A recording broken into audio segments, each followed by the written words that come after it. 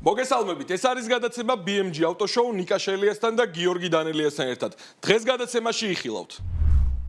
მათე კობახიძე ოფიციალურად ფორმულა 4-ის პილოტია. მორიგი აკრძალვები ჩინეთიდან, ელექტროსახელურების შემდეგ იოკის ტიპის საჭეები იგრძალება. გაგაცნობთ ჩინურ ელექტროავტომობილს, რომელმაც 16 თვეში 265,000 კილომეტრი დაფარა. ვისაუბრებთ, რამდენად რთულია ფრანგული ავტომობილის სერვისი საქართველოში.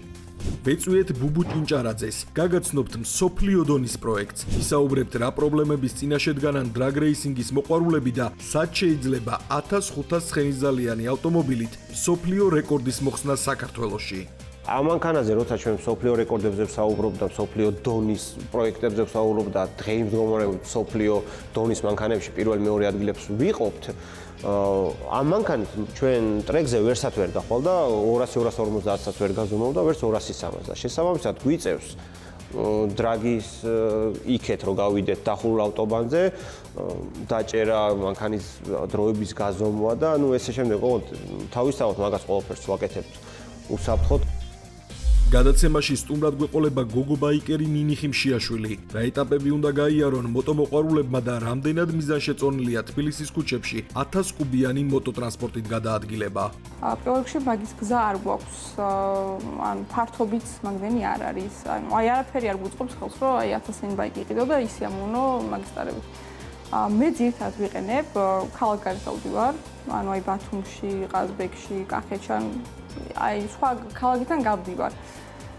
ქალაქისთვის მაგიტო დავიტოვე 600-იანი, რომ აი საკმარისია. უფრო კომფორტული არის სამართავად და სასიამოვნო.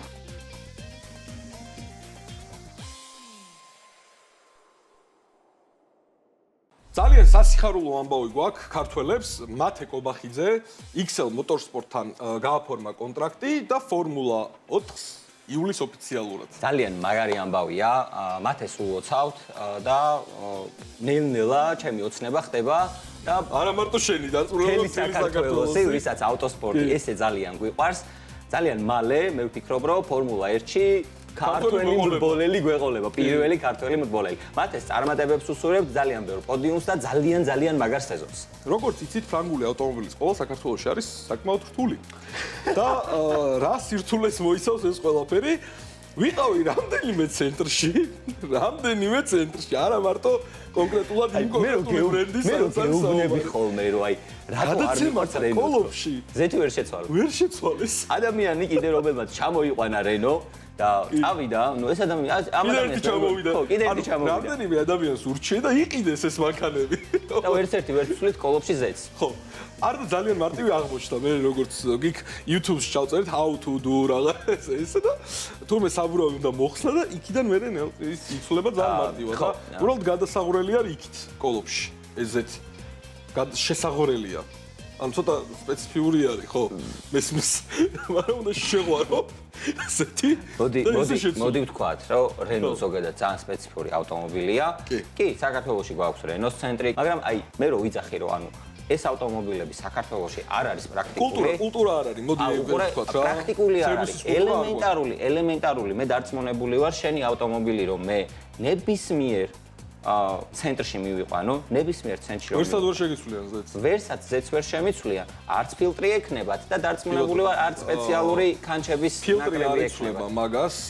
მაგას ფილტრი შეცვლა თუ გინდა, კოლოფი უნდა დაშალო. ამ წლიან კოლოფი უნდა შეცვალო.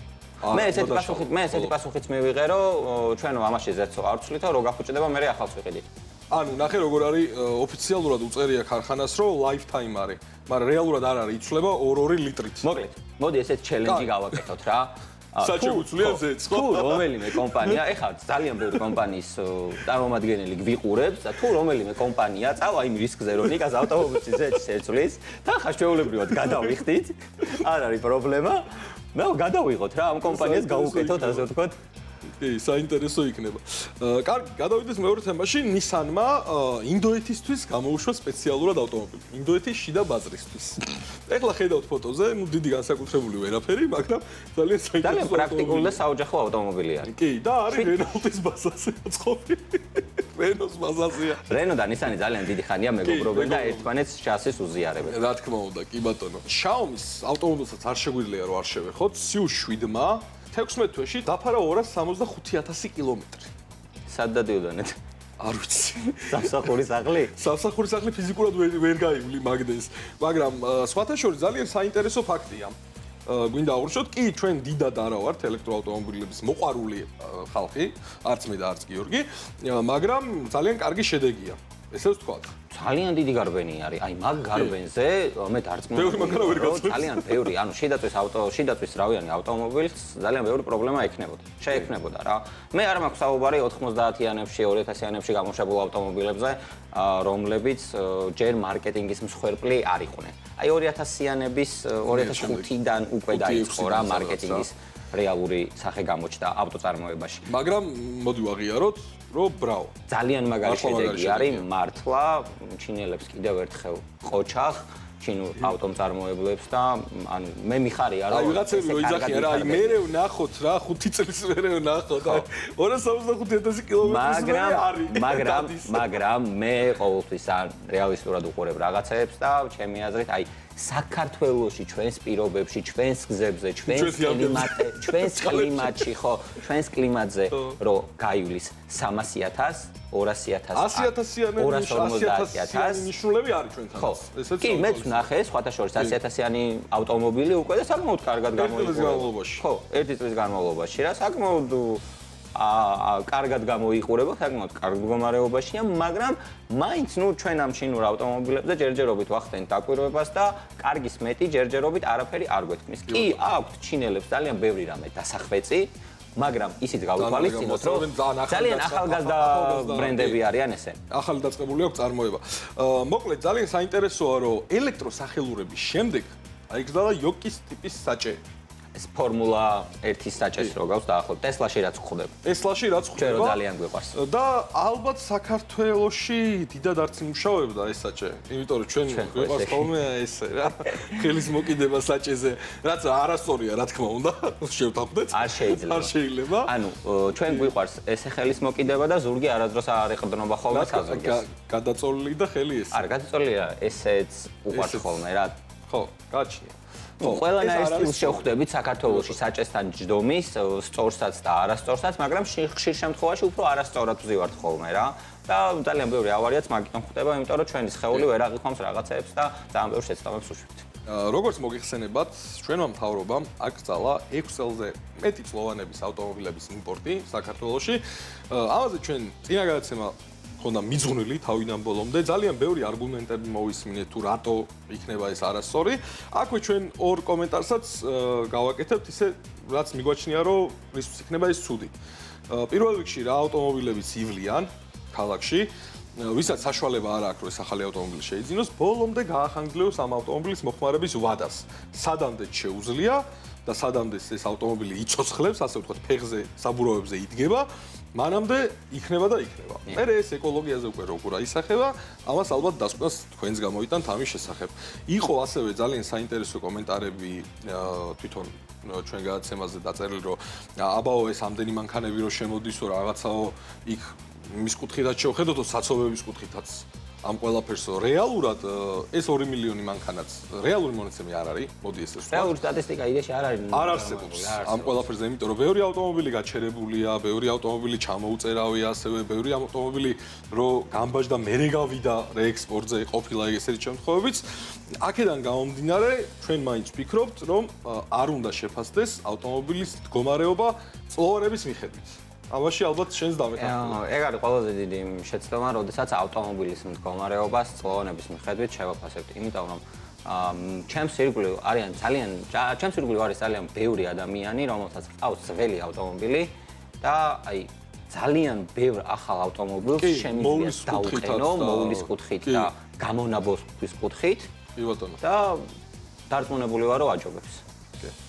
ანუ ყოველთვის მივდივართ იქამდე, რომ თუ ჩვენ შესაბამისად მოუვლით ავტომობილებს, ის ავტომობილი იქნება გამართული და აქ საინტერესო არის დანო ის ჩანაწერიც, რომ Euro 5 უნდა იყოს ავტომობილი. Euro 5 მე როგორც ვიცი 2009 წლიდან რაც ავტომობილები იწარმოება, არის Euro 5-ის სტანდარტის. მაშინ რატო 6 წელი? ეს არის საინტერესო კითხვა.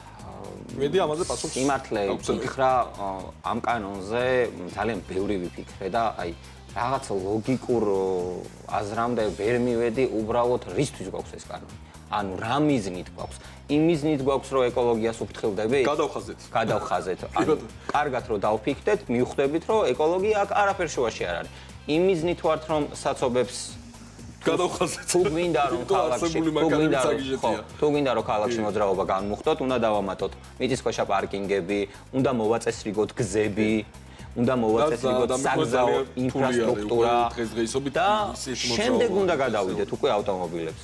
ესეც არ არის ლოგიკასთან ახლოს. და ნუ ალბათ ავტოპარკის განახლება. ავტოპარკის განახლებაც როგორი რაღაცა არის. ავტოპარკის განახლება თუ გვინდა, ჩვენ ახალი ავტომობილი უნდა გავხადოთ ხელმისაწვდომი.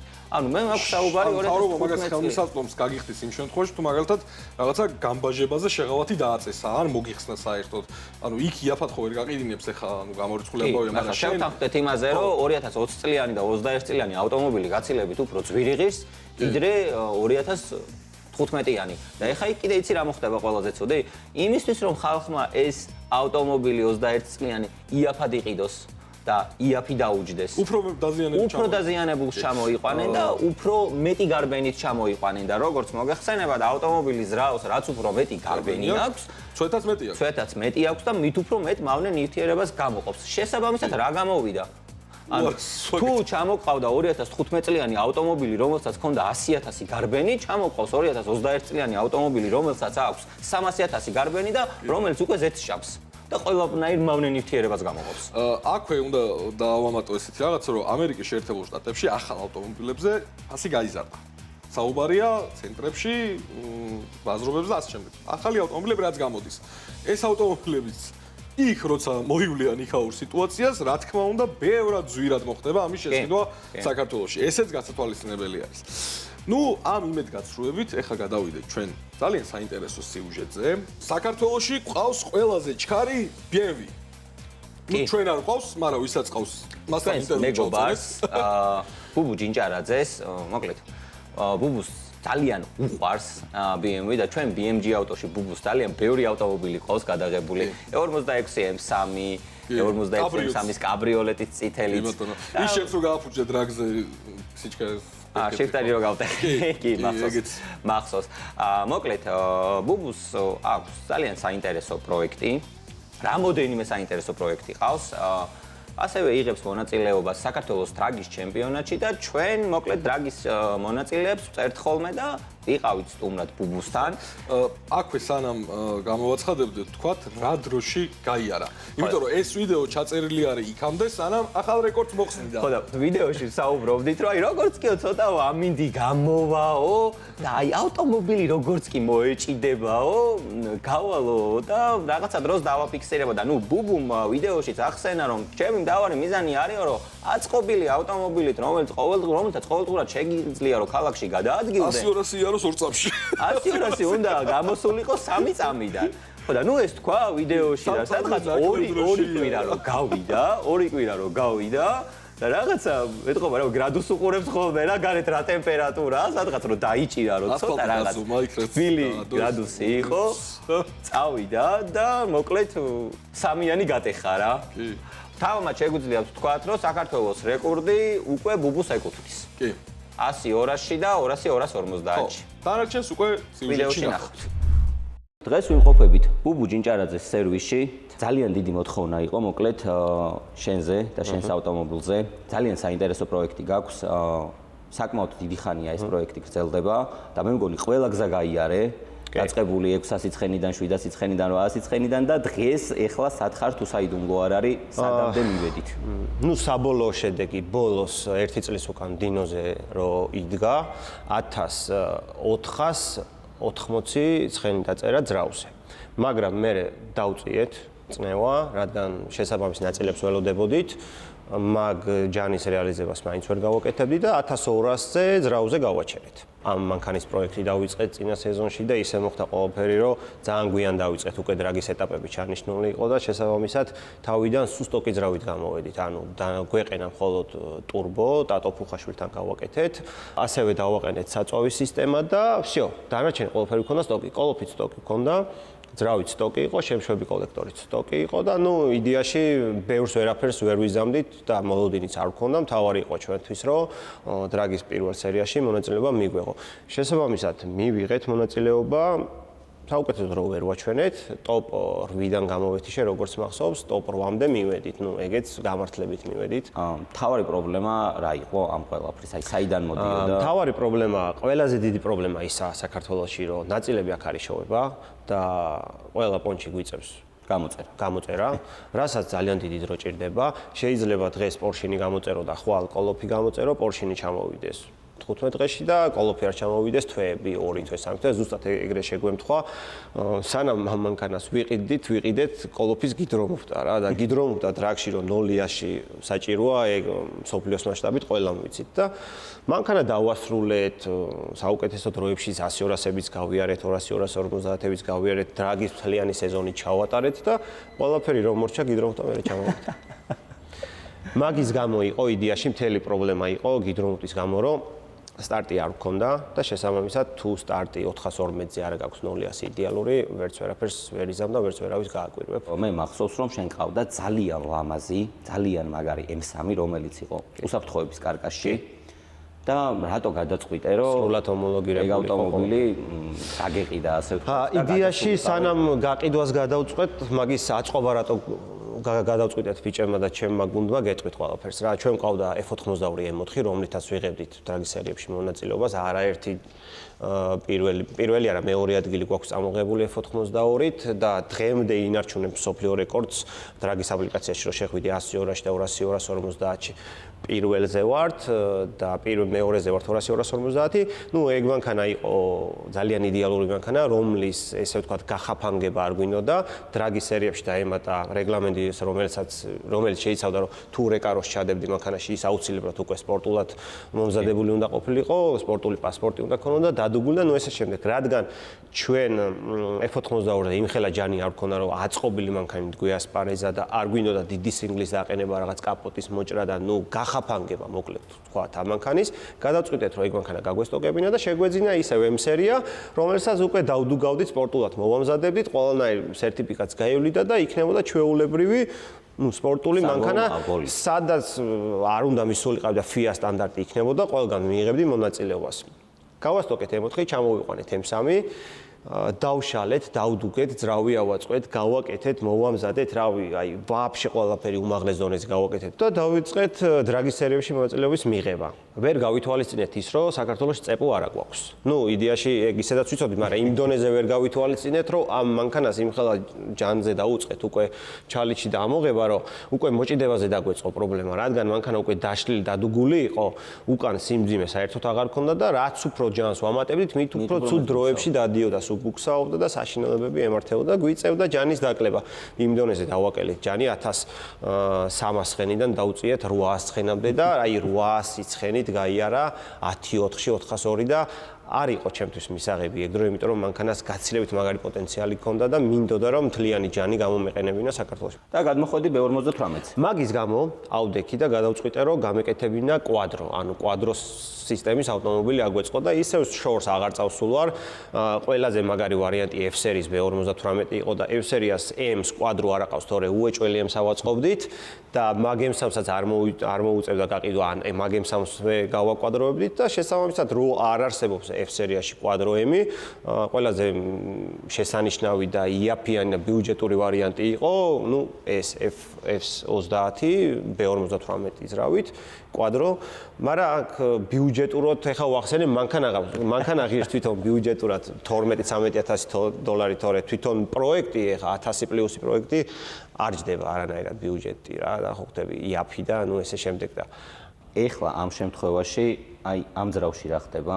დაახლოებით რა ბიუჯეტზე არის საუბარი, რა კომპონენტებისგან არის აწყობილი და რა იქნება ამ ძრავის მაქსიმალური ამ ძრავში ხო მაქსიმალური შესაძლებლობას გეტყვი ეხავე ამ ძრავში სტოკი რა ქარხნული რაც შეიძლება იყოს არის კალენვალი დატოვებული ნიზი და გალოვკა ანუ კინეულობა რა, ძრავის კომპიუტერი და კოლოფის კომპიუტერი ქარხნული გვიყენია სტოკს, რასაც ვიძახით, არ შევხებივართ. BMS-ია დამატებითი ინჟექტორებისთვის და დამატებითი ბუსტისთვის და ნუ ესე დამატებითი რაღაცების სამართავად, ხო, დამატებითი რაღაცების სამართავად გვიყენია რეფლექსი. ეგ მართავს ამ ყველაფერს ნუ 5 ინჟექტორს დააყენებ, 10 ინჟექტორს თუ ბუსტის დარჩიქში 2 თუ 3 თუ საწვავის სისტემას ნასოსებს, მაგას უკვე ჭირდება დამატებითი კომპიუტერი, რომელიც არის უკვე რეფლექსი. რეფლექსი უბრალოდ უშუალოდ ქანებით უკავშირდება ძრავის კომპიუტერს და მე ამ ყველაფრის ერთად შერწყმა ხდება პლატფორმით, ეს არის პლატფორმა რა პლატფორმაზეც ეკუტექსზე ყავს დანასტროიკებული და მარტო ტექნიკური მხარე არ ნიშნავს იმას, რომ დაждდე და გაიქცე, ამ ყველაფერს პროგრამულად უზრუნველყოფა ჭირდება, სწორად გაკეთება ჭირდება, იმიტომ რომ ერთ დაჭერაში შეიძლება ეგ ყველაფერი დამთავრდეს თუ სწორად არ არის ყველაფერი გაკეთებული და ყოველ ზაესზე ვამოწმებთ ხოლმე ლოგს ვიღებთ და ავტო ყველაფერს ამოწმებს, რომ ყველაფერი ნამდვილად წესრიგში, ასევე გვაქვს სატესტო მაპი, რომელიც მაპითაც ჯერ სატესტო მაპს ჩავაგდებთ, ჯერ გავივლით ბანზე, თუ ყველაფერი ნორმაშია, მე გადავდივართ უკვე ბაევოი მაპზე და ვაჭერთ ბაევოი მაპით. ჩვენ ბოლოს 1200 ცხენით გავიარეთ 100-200 სამი ერთში, 200-250, 2-2-ში. მთელი ამ მანქანის აწყობის მუღამი იყო ის, რომ გვინდოდა რომ მთლიანად თავიდან დასბორილი უნდა ყოფილიყო სალონით, გარეგნულად ძალიან მაგარ ვიძე უნდა გამოიყურებოდეს, ნუ ხედავთ კიდევაც კაპოჩიგნითაც სალონშიც და რავი, ანუ ყველაფერი მაქსიმალურად ჩავდეთ, რომ ყოფილიყო იდეალურზე იდეალური. ამ ყველაფერთან ერთად გვინდოდა რომ ყოფილიყო ჩქარი. მაქსიმალურად შევეცდები 402 მეტრი ბანზე უნდა გავიარ ყველაფერში, იმიტომ რომ ტრეკზე ვერ გავვლი, შესაბამისი გზა მაგ არა გვაქვს რომ მოვეჭიდო და მე გავჩერდი ამ ჯანით და ამ წონით 8.5-ს ვფიქრობ 8.5-დან გამოსვლასაც აი 8.4, 8.5-4-ს გავივლი რა. ყველაზე ჩქარი აი ეს მოდელები სად არის? საით არის უფრო? ამერიკაში, ევროპაში? ამერიკა, რუსეთი. ამერიკა, რუსეთი, გერმანია, ინგლისი, აუ ყველგანაა რა. BMW იმ დონეზე მოდებულია და იმ დონეზე უყვარს ყველას, რომ თან ეს ახალი თაობები ისე მაგრაკეთდება, ანუ სტოკი ძრავიდან 1000 პლუს ცხენს იღებ. აი მაღაზია უკვე ლაპარაკი ზედმეტია რა, ანუ ქარხანავე გეუნება რომ და გააძლევს შესაძლებლობას, რომ რა ცხენითაც გავზრდებს, 3 იმდენი დაიმატოს სტოკშივე და რავი, ეხლა ცოტა მტკივნეულ თემას შევეხოთ, დახურულ ბანზე ვისაუბროთ, რამდენად უსაფრთხოა ეს ყველაფერი, ნუ მესმის, რომ იქ მივდივართ, ყველანი ვართ მომზადებულები, 3-4 ავტომობილია ხოლმე ვარჩევთ შესაბამის მომენტს, რომ მოძრაობა არ არის რაღაცეები, მაგრამ ნუ მაინც საქართველოში მე ვფიქრობ, რომ პროფესიონალური ტრეკი გვჭირდება. კი, საქართველოში ყველაზე დიდი პრობლემა თავიდანვე რამდენჯერაც შევეხეთ და ვისაუბრეთ მანქანის მოჭიდებაზე, ზუსტად პრობლემა ეგ არის, რომ ტრეკი არა გვაქვს. დრაგ სტრიპი არა გვაქვს რა, ანუ გულისხმობ იმას, რომ ტრეკები არის წრიულს დადიან, დრიფს დადიან, შეჯიბრებები ტარდება, ლილოშია, რუსთავშია, მაგრამ როგორც ასეთი დრაგის ტრასა არა გვაქვს. დრაგის ტრასას თავისი წესები და კანონები აქვს, ხო ხვდები რა, ანუ ესე მოდი ძმა აქ სადაც სტარდება წრიული ბოლა შენ 402 მეტრი გაიარე, გაივლი 708 ცხენიანი მანქანით, მაგრამ 1500 ცხენიანი მანქანით ვერ გაივლი 402 მეტრის მერე რეგლამენტში როგორც ვიცი 800 მეტრი გასაჩერებელი უნდა გქონდეს, მერე კიდე 400 მეტრი თუ რაღაცა ხრეში უნდა იყოს და ნუ ესე შემდეგ და ეხა ამ მანქანაზე როცა ჩვენ სოფლიო რეკორდებზე ვსაუბრობ და სოფლიო დონის პროექტებზე ვსაუბრობ და დღეიმდგომარეობით სოფლიო დონის მანქანებში პირველ-მეორე ადგილებს ვიყოფთ ამ მანქანით ჩვენ ტრეკზე ვერსად ვერ გახვალ და 200-250-საც ვერ გაზომავ და ვერც 230-ს და შესაბამისად გვიწევს დრაგის იქეთ რომ გავიდეთ დახურულ ავტობანზე დაჭერა მანქანის დროების გაზომვა და ნუ ესე შემდეგ თავისთავად მაგას ყველაფერს ვაკეთებთ უსაფრთხოდ თავისთავად მაგას ვაკეთებთ ყველაფერს ბიჭებთან ერთად დახმარებით მანქანებით რომ ერთმანეთს მეუნებით უსაფრთხოა მანქანა ნუ ესე შემდეგ რა ეხა კაი იქნება თუ ვინმე რომელიმე ადამიანი აიღებს თავის თავზე და რაღაცა დრაგის ტრასას გააკეთებს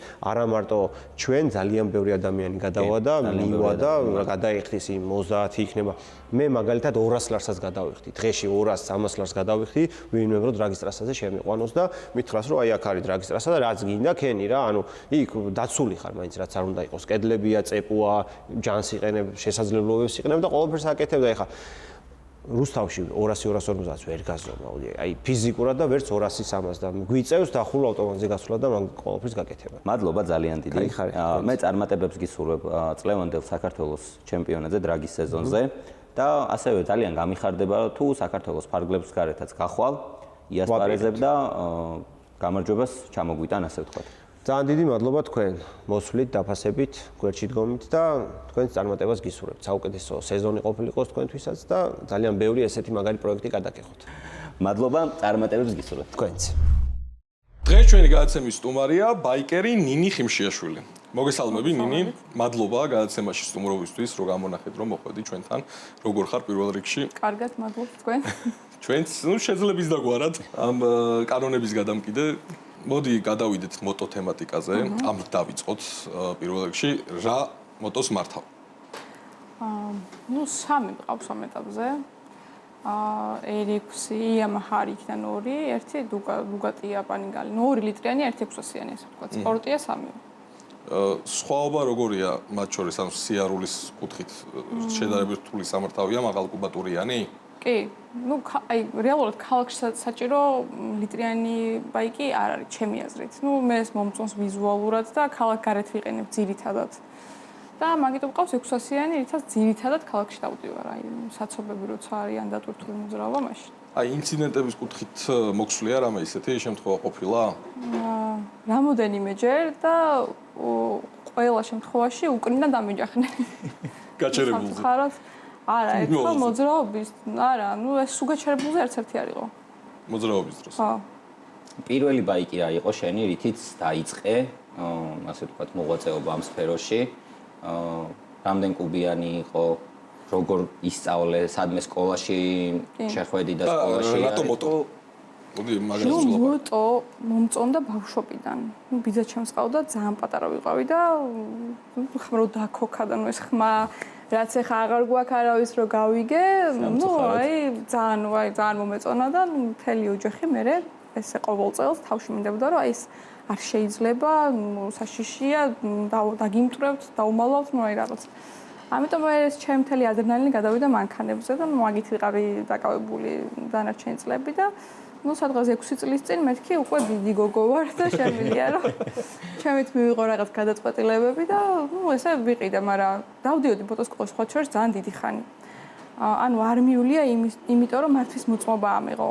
ანუ ეგ ძალიან მარტივია. აი ერთ კვირაში ხა თქვენს რომ მიხვიდეთ, აი მაქსიმუმ 10 დღე დაგჭირდებათ ყოველდღე სიარული და გახვალთ რუსთავში და აიღებთ მართვის მოწმობას. ანუ დიდი ცოდნა და პრაქტიკა მაგას არ ჭირდება. მე დავდიოდი სადღაც 3 თვე მეტი თუ არა. და დავდიოდი აი რაღაც თითო მოძრაობას ვსწავლობდი 10 დღე.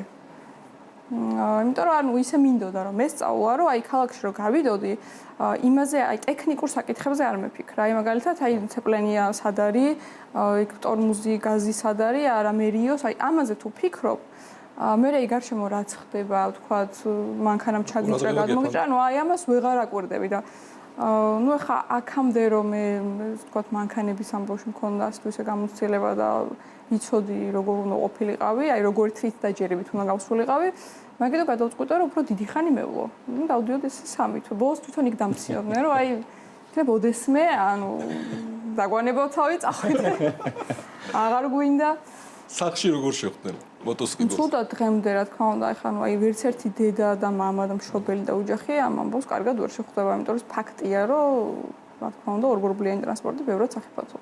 ეხლა 6 წელი რო გავიდა, მაინც იგივე შეხედულება აქვს უკვე? კი, ამიტომ არა, მაგას ვერ მიეჩვევა ალბათ ვერასდროს ბრალ და ალბათ აი მე თვითონ არ ვარ ისა რომ აი დავურეკო რომ აი ხა ბაიკით გავდივარ, მაგრამ აი რომ მირეკავენ და არ ვპასუხობ ხდებიან და ანუ მე მაინც ნერვიულობენ რა. ნერვიულობა ისეთია. პირველი ბაიკი რა იყო შენ? პირველი ბაიკი იყო, ვიყიდე 300 კუბატურიანი Kawasaki-ის მოდელი, ეგეთ ნუ სპორტს ეძახიან, მაგრამ ანუ ეს რაც დაბალ კუბატურიანია და 2 ცილინდრიანი, დიდად სტრიტი უფრო ესე ექვია. ხო, და ეს ბაიკი იყო თეთრი. და რო ჩავდიოდი გარეშე ზედ არ ვუყურებდი, იმიტომ რომ არ მომწონდა. მაგრამ აი იმდენად ფრთხილი ვიყავი, რომ პარალელურად დავდიოდი მოტოსკოლაში ეს მეყენა და აი ეზო და ეს აი ეზოსიკით არ გავსულა რა. ნუ ერთი თვენახევრის მერე გავედი ღამე გარეთ, ღამის 4 საათზე მანქანები რო ყოფილიყვნენ, თან ზაფხული დამემთხვა და ნუ ეს ნელ-ნელა მივეჩვიე. ნუ ეს ყავდა 6 თვე. მერე ვიყიდე, ნუ დაიდო გასაყიდად შავი 400-იანი. ანუ იგივე არაფერი დიდი სხვაობა ამ შორის ესე რაღაც სისწრაფის არ არის. უბრალოდ ვიზუალური ამბავი იყო, ეს ცოტა ახალი იყო და შავი.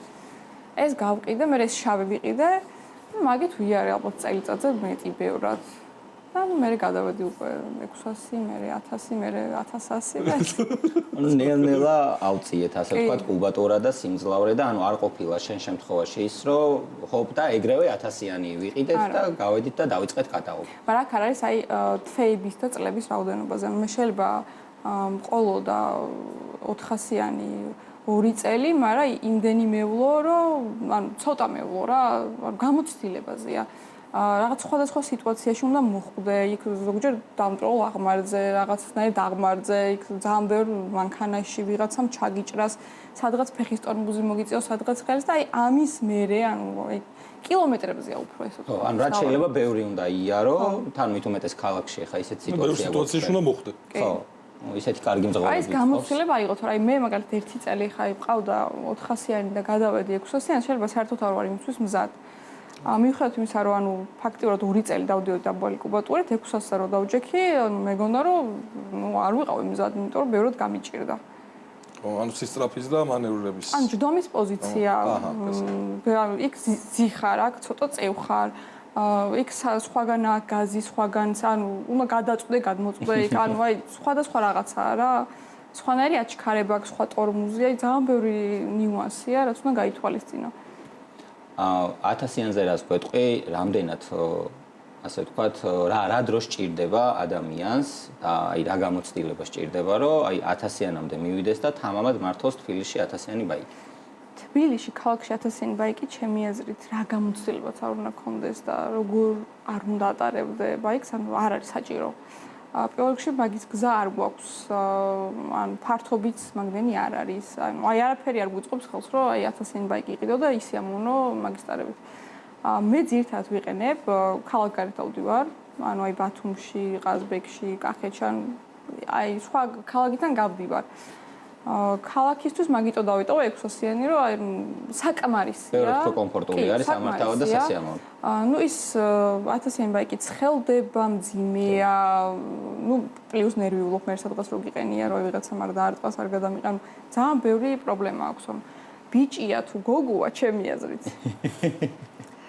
არ აქვს მნიშვნელობა გამოცდილებასაც მაგ ამბავში რა. ტრეკისთვის თუ გინდა, ან სადმე ქალაქგარეთ ასე რომ ოკეი, ვთქვათ მაგ ამბავში. ძალიან ბევრი ახალგაზრდა გოგო არის უკვე, ვინც არის დაინტერესებული. ჯიჯი როგორც თქვა, ტრენდად იქცაო უკვე. ტრენდად იქცაო ჯიჯი. მე მაბრალებს ჯიჯი მაგას ფოტოშოპს.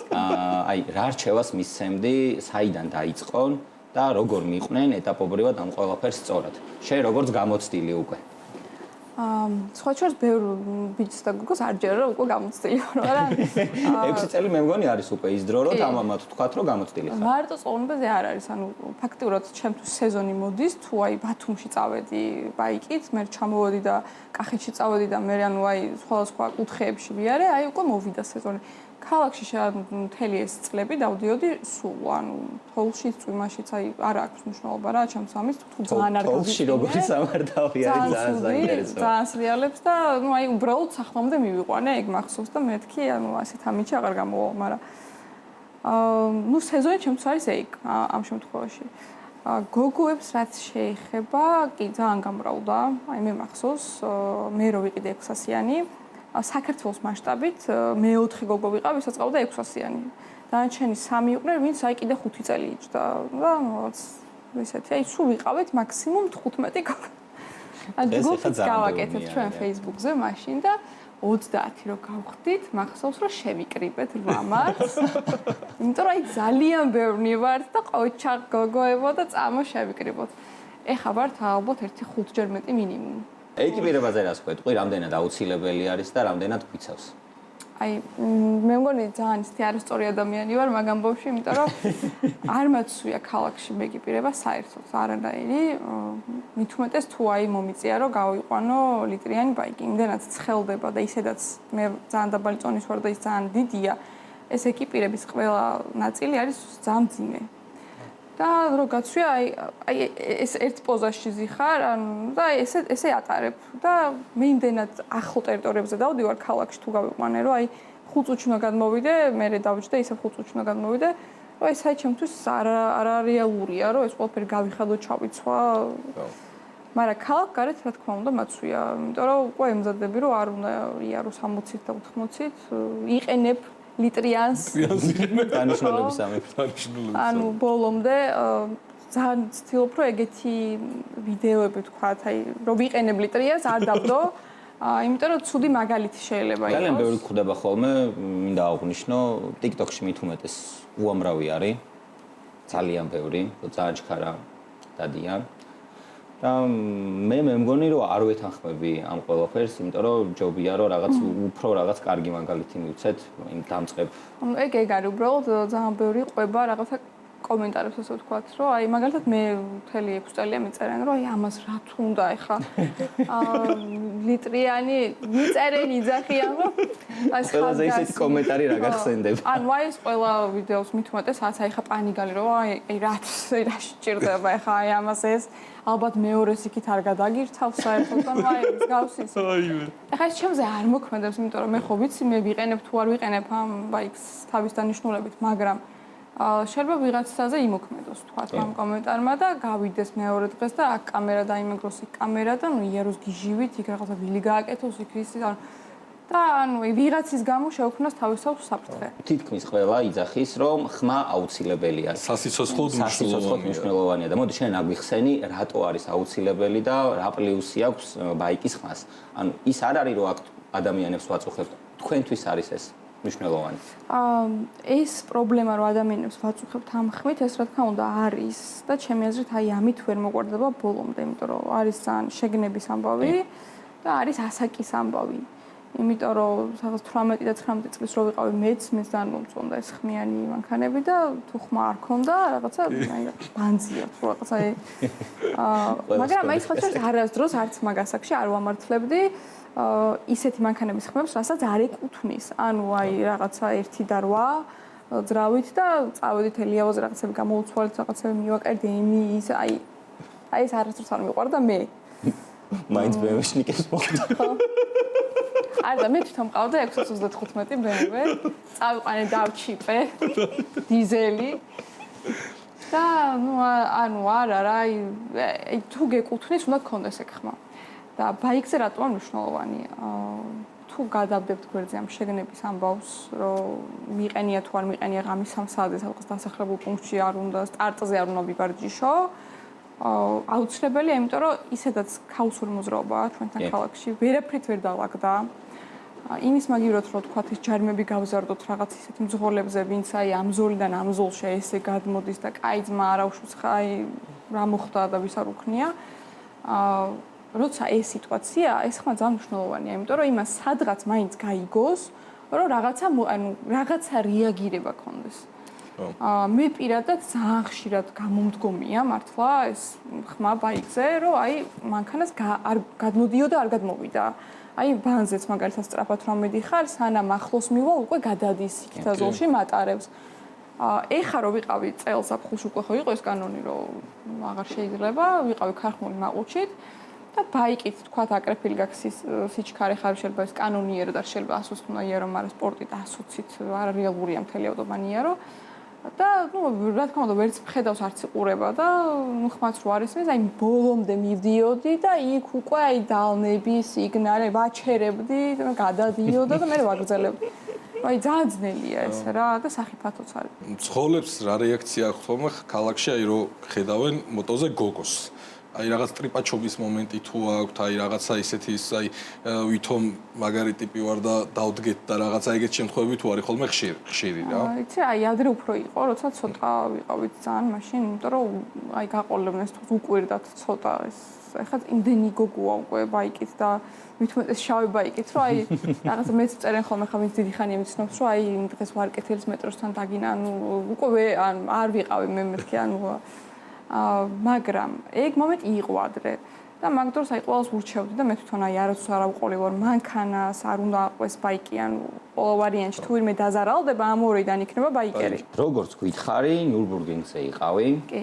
იარე და მოგვიყევი მოკლედ რა ემოციები იყო, როგორ მოგეწონა. არც მეგონა რომ რამე ემოცია მექნებოდა, მაგრამ იმდენად რაღაც სხვანაირი ტრეკია. იმდენი სახიფათო მოსახვევია, რაღაცა იქ მე კარუსელს ეძახიან, ჩასასვლელი რო არის და ამოსასვლელი. რომ აი 3 წელს რო ვაკეთებდი, მე 1 საათი მჭირდებოდა რომ გადმოვდიოდი, აი ცოტა გონს მოვიდე, აი ხა რა მოხდა, როგორ ვიარე, აი ძალიან ისეთია რა, მართლა ყველას ვურჩევ იმის თუ რამე შანსი აქვს რომ მათ მოხდეს მანქანით, რომ ერთხელ მაინც გაიაროს, იმიტომ რომ აი ეს გადმოსაცემა ცოტა რთულია. რა მანქანით იყავი? Porsche 911 turbo-ს ვიყავი ჩვენ, მაგრამ ყველა Porsche-ებით ვიყავით მანდ. და დრო რამდენი ქონდა დაახლოებით ხო ვარც? ზუსტად არ მახსოვს, მე 23-ში ვიარე. ეგ მახსოვს ბოლოს, ოღონდ აი ეგ იყო. პირველად რო ჩადიხარ როგორ რინგზე, მე მგონი კარგი დროა. და ნუ აი მანდ უკვე როგორ ვიყავი ადრენალინში რო შედიხარ და აი რაღაც მოსახლეობაში სრი ან უკვე რო შევდიოდი, აი წუილის ხმა რო აქვს საბურავს და აღარ მოყვება და გადმოვედი და ნეტაი რაღაც ლიკებით მოვსულიყავ. აი უკვე ძალიან მე უკვე ის გეხსნა მოთხოვნები აი მეტი. რატო ეს არ დავაყენე და ის და ეს და აქ დავკარგეო 3 წამი და ნუ აი ეგრე ხარ რა, მაგრამ ნუ ხო ცუდი დრო არ ყოფილა ნამდვილად. არა, კაი დრო. საყვარელი ბრენდი რა არის შენი ავტომობილის და თუ გყავს ესეთი თუ მაინც ავტომოყვარული ხარ და სხვადასხვა ბრენდები? რენო. არა. რახან გითხრა, მოდი შენც გითხავთ რა რენოზე რა აზრის ხარ და ზოგადად ფრანგულ ავტომობილს.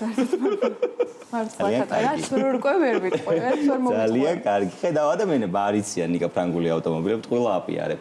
დავიწყე Mercedes-ით სასწავლო ვარიანტში, ის მყავდა C-კლასის სედანი ჩვეულებრივი. მე მყავდა 625 კაბრიოლეტი.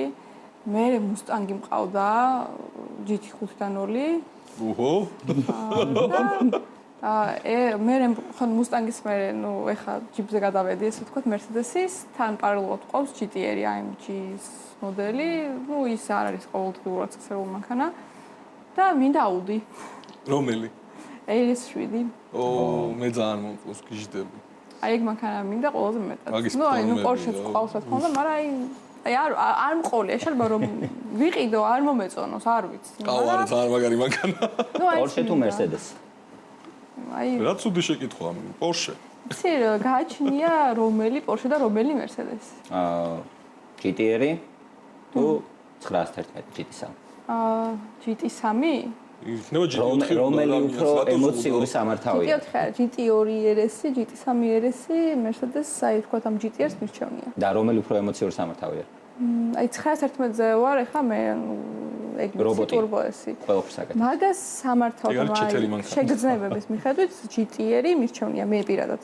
მაგრამ აი GT3 RS და GT2 RS რა თქმა უნდა აჯობებს ალბათ. ავტომობილის ბრძოლებს, რომლებიც დადიან მანქანით, ბაიკერი. რას ურჩევ? ავტომობილის ბრძოლებს, როგორც ბაიკერი. ესეთი რჩევა მე, ნუ სარკეების გამოყენება. აუცილებლად პირველი არის ეგ, ანუ ჩვენ მithumetes ხმა აღარ გვაქვს იციან რომ უხმოდავდივართ. ამიტომ სარკეში მაინც დაგვინახონ რომ აი გამოიხედა ვართ არ ვართ. მოხვევის მაჩვენებელი აუცილებლად. ჩართვა. რომ გაგვაფრთხილონ რა როგორ და რანაირად. და ანუ ეცადონ რომ ბაიკერებს ესე არ დაუდგნენ სადღაც რომ აი მე გაგასწრიქში აი იმიტომ რომ ერთი და იგივე ტრაექტორია შეიძლება სადღაც დაიჭირონ, სადღაც გასაძრომად და აი მანდ რაღაც ცუდი მოხდეს და ჯობია რომ ყველამ თავის ზოლში და გზაზე იაროს და კიდე ერთი რჩევა მაქვს ესეთი გამოვან ბაიკერებისთვისაც და მანქანის წყლებისთვის ანუ თუ ზიხარ ჯიპზე და ბაიკერი დგას ანუ არც აქეთ კუთხეში და არც აქეთ კუთხეში და გიდგას უკან ანუ არ ჩანს კი არ ჩანს ამიტომ შენ თუ ცოტა ესე ვთქვათ რისკად დაატორმუზებ შეიძლება უკან ბაიკერი დაგეჯახოს და ისე რომ ვერც მიხვდე და ანუ აქვე ბაიკერებსაც რჩევა რომ მაქსიმალურად ეცადონ რომ მithumetes დიდ მანქანასთან ან აქეთა სარკესთან ან იქეთა სარკესთან ბარზონაში არ მოხვდნენ მაინც ხო რომ ყველა ვარიანტში რაღაცა სადღაც მაინც გამოჩნდეს რა იმიტომ რომ ვერ ანუ მე თვითონ აი როცა ვზივარ მაღალ მანქანაზე ვერ ხედავ ვერც სკუტერს ვერც ბაიკერს ჩვენს ახლა რანგლერი ყავს სახში და მაგის მაგალითზე იმ დღეს ჩემი მეუღლე მირეკავს რომ მანქანაზე ავედი რას ნიშნავს ვერ დავინახე ავედი შეახედაზე კი აი გარი ძალიან რთული რა ამიტომ ეგ მესამე რჩევად ეს იყოს ეს დავტოვოთ ნინი ძალიან დიდი მადლობა სტუმრობისთვის წარმატებებს გისურვებ შენ სფეროში და რა ვიცი უკეთესი და უკეთესი მანქანები და ბაიკები ყოლოს მადლობა დღეისათვის კი სულ ეს იყო მომავალ შეხვედრამდე